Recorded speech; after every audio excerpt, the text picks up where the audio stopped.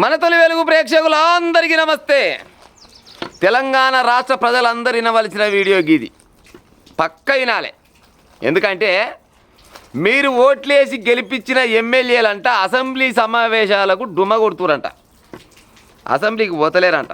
మరి ఏమక్కర పోతున్నారు వీళ్ళంతా? ఏమక్కరే గెలిపించారు? మరి ఎమ్మెల్యేగా గెలిపించింది ఇంట్లో వండమనా, లేకపోతే రియల్ ఎస్టేట్ వ్యాపారాలు చేసుకొని డబ్బులు సంపాదించుకోమనా? కొంతమంది ఎమ్మెల్యేలు ముద్దుగానే పోతురు.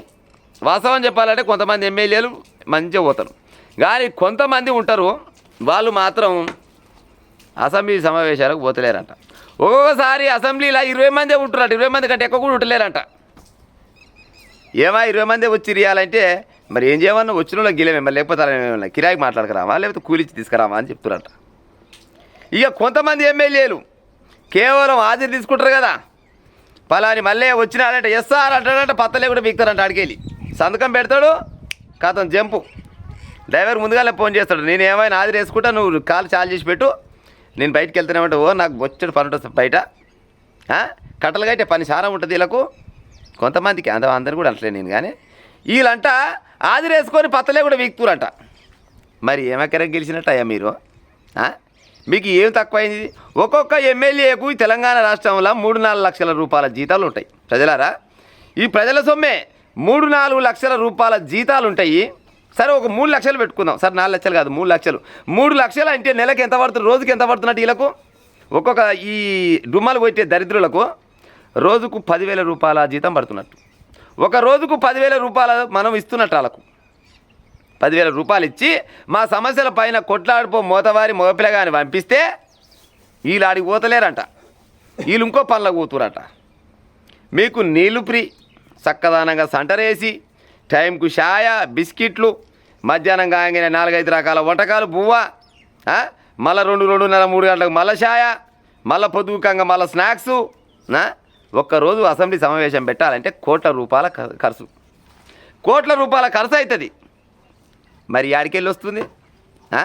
ఎవరి సొమ్మని తింటారు చెప్పురు మీరు? ఆల్రెడీ జనాలని నెత్తిల చేయబెట్టి సంపాదిస్తోళ్ళు సార్ అన్ని పార్టీలు ఉన్నారు ఎమ్మెల్యేలు, ఈ పార్టీ అని ఆ పార్టీ అని కాదు. ప్రస్తుతం ఉన్న గవర్నమెంట్లో మాత్రం ఎమ్మెల్యేలు అసెంబ్లీ సమావేశాలకు డుమ్మ కొడుతున్నట.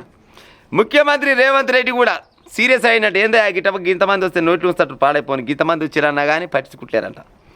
విప్పులు, ప్రభుత్వ విప్పులు ఉంటారు కదా, విప్పులు మంత్రులు ఫోన్ చేసి పలానా ఎమ్మెల్యే రాలేదు, ఏమో ఎమ్మెల్యే గారు ఇంకా రాలేదు సమావేశాలకు రాలేదు మరి అంటే, వస్తగాని తీయన్న తర్వాత సూర్యరాదన్న ఏమన్నా ముచ్చట ఏం చూస్తారు చెప్పురు, ఎవరు ముచ్చట అలాగే ఉంటుంది. మీకు విప్పులు ఫోన్ చేసినారా, మంత్రులు ఫోన్ చేసినారా, ముఖ్యమంత్రి ఫోన్ చేసినారా, మరి ఏమక్కర గెలిచిరు? మరి రియల్ ఎస్టేట్ బోకర్లా మీరేమన్నా రియల్ ఎస్టేట్ ఆఫీసులకు పోతందుకు?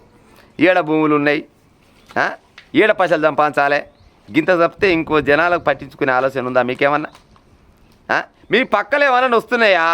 పోయి తెలంగాణ రాష్ట్ర ప్రజలకు ఏమైనా సమస్యలు ఉంటే, మీ నియోజకవర్గాలలో ఏమైనా ప్రాబ్లాలు ఉంటే ఆడికి పోయి చెప్పుకుంటే అవి చెప్పనేంత మాత్రాన్ని ఏం తీరాయి, కానీ ఇవాళ కాకుండా ఇంకా 6 నెలల కన్నా తీరుతాయి అనే ఆలోచనతోటి జనాలు మీకు సమస్యలని చెప్తుంటారు. ఇంకా సమస్యలు తీరుస్తున్న మజా కానీ మీరు పోయి అంటే వీళ్ళు రాజలేక తిరుగుతుంటా అటెండెన్స్ చేసుకొని ఎస్ఆర్ అంటారంట, పత్తలే కూడా వీక్తారంట ఆడికెళ్ళి. మరి ఎక్కడ పోతుండొచ్చు?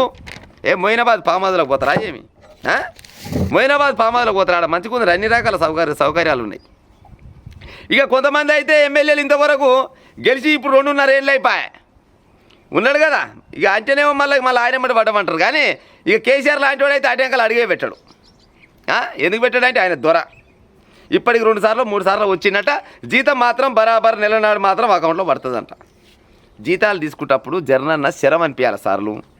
జనాల సొమ్ము తింటున్నాం మనం ఎందుకు తింటున్నాం? మనకు ఎందుకు ఇస్తారు జీతాలు? ఈ 3-4 లక్షల రూపాయల జీతాలు ఎందుకు ఇస్తారంటే మనం ప్రజల కోసం సేవ చేస్తేందుకు, ప్రజల చేత ఎన్నుకోబడినాం, ప్రజలకు ఎంతో కొంత మేలు చేయాలని మనల్ని గెలిపించారు. ఈ ఉత్తపుణ్యానికి తింటే మనకు మింగుడెట్ట పడుతుందని జర్నన్న ఆత్మవిమర్శ చేసుకోవాలి.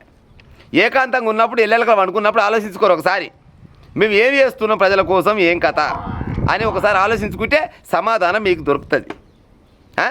మీకు అన్ని అందాల ఫ్రీ, మీకు డీజిల్ ఫ్రీ, పెట్రోల్ ఫ్రీ. ఎందుకంటే మీరు పోయేదానికి మీరు జనాల కోసం పనిచేస్తారు కాబట్టి. మీకు వెనకంగా 2-3 బాడీగాళ్ళు, వెనకంగా 3 బాడీగాళ్ళు, గన్నుమేన్లు, వీళ్ళందరినీ పెట్టించి మిమ్మల్ని పోయిరాపోరా అంటే మధ్యలో కాడికి పోయి బండి ఒకాయ పోమంటే ఇంకొక వద్దంట, వీళ్ళ పర్సనల్ పనులు చూసుకొని వస్తారంట.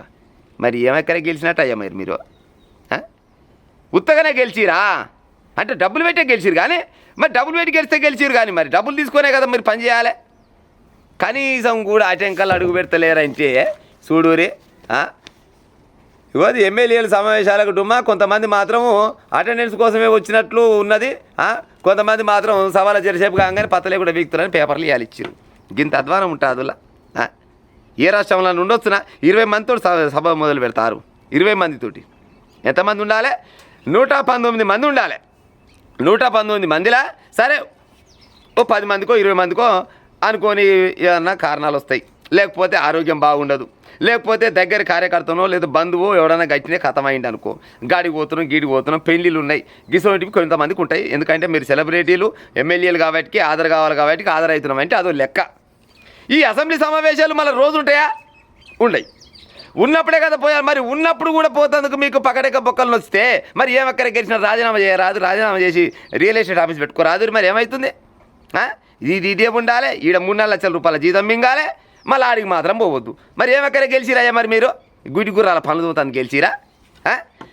రేవంత్ రెడ్డి గారు ఫోన్ చేసినా కూడా మీరు పోతలేరంటే అసలు రేవంత్ రెడ్డి గెలిపిస్తున్నట్టేనా? మీరు గట్టిగా మాట్లాడితే మళ్ళీ పాడి జంపు కావాలని ఆయన బాధ ఆయనకే ఉంది. ఆయన సీట్ కింద ఆయన బాధలు ఆయనకే ఉంటాయి.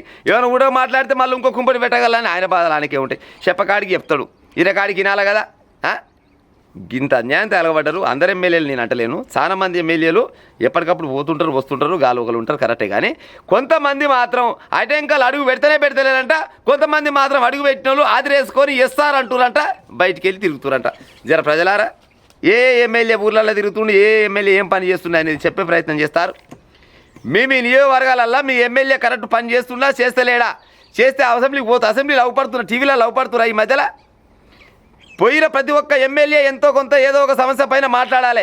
మరి మీ నియోజకవర్గంలో ఉన్న ఎమ్మెల్యే మీ ఏరియా గురించి ఏమన్నా మాట్లాడుతున్నా అనేది ఒకసారి గమనించుకొని తర్వాత మళ్ళీ నెక్స్ట్ ఎలక్షన్లకు వస్తారు కదా, పొరకలు చేతిలో పట్టుకొని అసెంబ్లీ సమావేశాల నాడు ఎడవైన వయ్యా నువ్వు అని అడుగురి. అడిగితే మరి ఏమైనా సిగ్గొచ్చి మళ్ళీ నెక్స్ట్ సార్ అన్న మళ్ళీ పోతాడేమో.